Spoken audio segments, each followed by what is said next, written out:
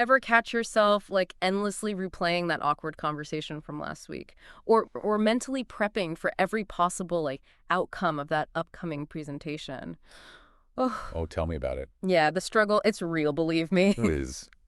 Today we're diving into the often frustrating world of overthinking and exploring how a targeted journaling practice might be the key to, finding a little more peace of mind. Yeah, it's not about silencing those thoughts entirely, which, let's be honest, is like about as realistic as silencing a room full of toddlers. Right. It's more about learning to manage them, to understand why they pop up, and maybe even, find some humor in their persistence. Exactly. And luckily you don't need to invent some elaborate meditation routine to get started. We're taking a look at a blog post we found. Kind of a funny one actually from Lestallion. Seems Hmm. they're trying to sell journals by giving away these 50 journal prompts designed to like unravel those mental knots we all get. Interesting. What's interesting here is that Lestallion structures these prompts into 5 distinct categories, which really highlights the key takeaway. Yeah. Effective journaling, it isn't just mindless rambling, it's about focused reflection. Ooh, I love that. That focused reflection. Yeah. So much better than stressing in spiral format, right? So their categories are identifying triggers, managing anxiety, positive reframing, future planning, and then self-compassion and acceptance. Let's dive into that first one, identifying triggers. Because, it's easy to say, "Oh, this always makes me overthink." But do we really dig into WHY? Right. It's like that saying, awareness is the first step towards change. Yeah. One of the prompts that stood out to me, it asks you to dissect a recent overthinking episode, almost like a detective would. What were the specific thoughts? What triggered them? Where did your mind go next? Oh, interesting. It's about understanding like the mechanics of your own mind, right? Yeah. Because once you see the pattern, you can start to interrupt it instead of getting swept away by that current of what ifs. Yeah. You can pause and say like, okay, Brian, we've been here before. What can I do differently this time? Totally. It's like you're creating a mental playbook for dealing with those overthinking I gremlins. like that. And speaking of playbooks, another prompt in this identifying triggers category really resonated with me. It asks, how do certain people or environments impact your tendency to overthink? Oh, that's fascinating because it highlights how our surroundings can either, exacerbate or soothe our overthinking. Yeah. And often we're not even consciously aware of these external influences until we stop and really pay attention. It's like that aha moment when you realize, oh, every time I talk to that person, I end up like spiraling for an hour about things that don't even matter. Suddenly you have valuable information. You can choose to set boundaries, change the subject, or even, limit your exposure to those triggers if possible. Yeah, it's about taking back control of your mental space. Mm. And that segues perfectly into the next category of prompts, managing anxiety. Because let's face it, overthinking and anxiety, they often go together, like peanut butter and jelly. Sadly, they're delicious individually, but together. Together a bit much. A bit much sometimes. So many of these prompts in this section really emphasize the importance of finding what works for you, not just, following some generic advice. Absolutely. There's a prompt about identifying your personal relaxation techniques, Mm. and another about setting boundaries with your thoughts. Yeah. It's not about trying to be someone you're not. It's about figuring out what helps you quiet the mental noise and find a sense of calm. And I love how some of these prompts encourage you to think about this almost like a muscle you're training. Oh, interesting. Because the more you practice these techniques, the stronger those mental muscles become.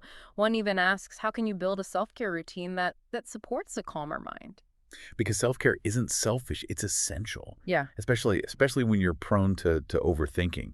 It's about building resilience so you can weather those mental storms more effectively. So we've talked about identifying triggers and managing anxiety, but what about those pesky negative thought patterns that tend to like fuel the fire? Right. That's where the positive reframing category comes in, and this one feels kind of powerful. It is. It's about challenging those automatic negative thoughts, those ANTs as they're sometimes called, and finding more more empowering perspectives. There's one prompt that I actually laughed out loud when I read it because it's so relatable. It says, think about a time you expected the worst. How did the reality differ from your fears, and what did you learn? I feel like we could all write a novel in response to that one. Right? Our minds are incredibly good at conjuring up worst case scenarios, but the reality is often far less dramatic and sometimes even quite humorous in retrospect. It reminds me of that quote, I've had a lot of worries in my life, most of which never happened. Yes. And I think that's what this prompt helps us do is to start recognizing that our thoughts are not always, facts. Just because we think it doesn't mean it's true. And that distinction is so important. This category also encourages visualizing positive outcomes, challenging limiting beliefs, and even practicing gratitude. It's about actively shifting our focus from what's wrong to what's right, from what we lack to what we have. Which is a great segue to our next category, future planning. Now you'd think that someone who's prone to overthinking would be terrified of planning for the future, right? It seems counterintuitive, doesn't it? Right. But the prompts in this section really emphasize using planning as a tool to channel those overthinking tendencies in a more productive way. Exactly. Instead of letting our minds run wild with what ifs about the future, these prompts guide us to break down our goals into smaller, more manageable steps. One prompt even asks, how does overthinking impact your progress toward your goals? It's about recognizing that sometimes our overthinking can actually sabotage our success. Like that old saying, paralysis by analysis. We can get so caught up in thinking about all the things that could go wrong that we never actually take action towards what we want. And these prompts encourage us to find that sweet spot between thoughtful planning and taking those imperfect but necessary action steps. Now, ready for our final category. It's the one that might just be the most important of all. The grand finale. Self-compassion and acceptance. It's like hitting the pause button on autopilot and actually choosing how we want to respond rather than just reacting on instinct. Yeah. It's like we've been handed this incredible user manual for our own brains, but most of us just leave it on the shelf, right? Yeah. So how do we actually put this into practice? No one's got time to journal for hours every day. Well, remember what we said earlier about focused reflection. Right. You don't need a whole spa day dedicated to self-reflection. Even just 5 or 10 minutes a day focused on one of these prompts, that can make a difference. It's about quality over quantity, right? Right. Not just filling pages, but really engaging with the process. Speaking of which, I did want to circle back to the sciencey stuff because as fun as it is to talk about mental gremlins, there's actual research to back up why this journaling thing works. That absolutely. It's not just some feel-good trend, Yeah. There's a growing body of evidence showing that expressive writing, which is essentially what this style of journaling is, can have a significant positive impact on mental well-being. So it's not just me. Getting those thoughts out to my head and onto paper really does help. It really does. Tell me more. Give me this. Okay. For example, a 2018 study published in the journal Psychoneuroendocrinology, it found that journaling about stressful experiences for just 15 minutes a day, 3 days a week, actually reduced participants' anxiety and depression symptoms. They even saw improvements in their immune system function. Wow. So less overthinking, better health. Sign me up. But how does that actually work? Is it just the act of writing it down, or is there something more going on? Well, researchers they believe that journaling helps us process emotions more effectively. When we bottle up our thoughts and feelings, they can fester and intensify.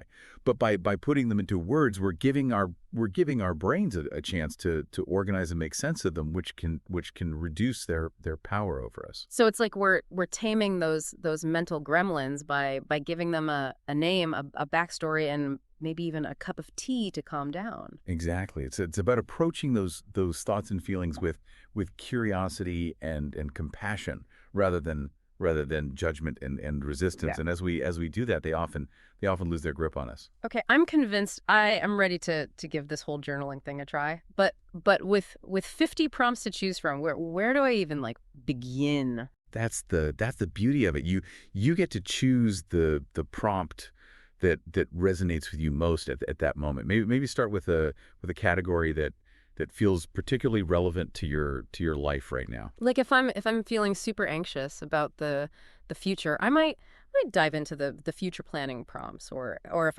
I'm stuck in a negative thought loop, I could try one of the positive reframing exercises. Exactly. Let your intuition guide you. The most important thing is to approach the process with an open mind and a willingness to be curious about your own inner world. I love that. Curiosity, not criticism. Because at the end of the day, we're all just trying to figure this whole being human thing out, Yeah. right? Are we all? And journaling can be an incredibly powerful tool on that journey of self-discovery and growth. So to wrap things up, if there's one key takeaway you could leave our listeners with today, what would it be? If your mind is a jungle, Yeah. then a journal and a pen are your machete and compass. Okay, that is officially going on a t-shirt. So to all you overthinkers out there, you are not alone. Grab a notebook, pick a prompt and start exploring. You might be surprised by what you discover. Thanks for diving deep with us.